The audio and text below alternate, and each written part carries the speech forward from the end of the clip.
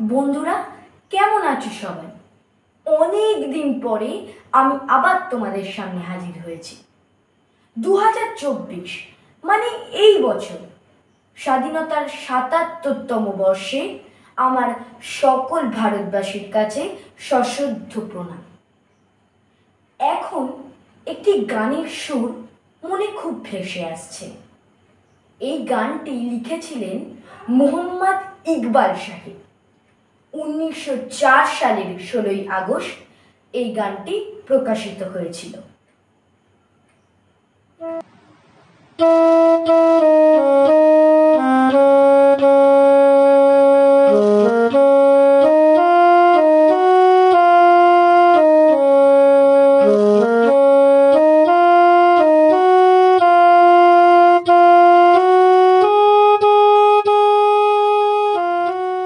আমাদের দেশের একটি বড় উৎসব হলো স্বাধীনতা দিবস উদযাপন।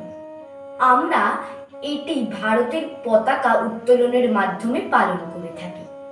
আমাদের দেশের পতাকার নকশা তৈরি করেছিলেন অন্ধ্রপ্রদেশের বাসিন্দা পিঙ্গালি ভেঙ্কাইয়া। ভারতে এটি তিরঙ্গা নামে পরিচিত। আমাদের দেশের পতাকাটি খাদির কাপড়ের ওপরে 3টি রঙে রঞ্জিত এবং পতাকার ঠিক মাঝে অশোক চক্র। ভারতের পতাকাটি আমাদের শক্তি, সাহস, শান্তি, সত্য ও গর্বের প্রতীক। আমরা আমাদের দেশমাতাকে মুক্ত করতে পেরেছিলাম। জয় হিন্দ।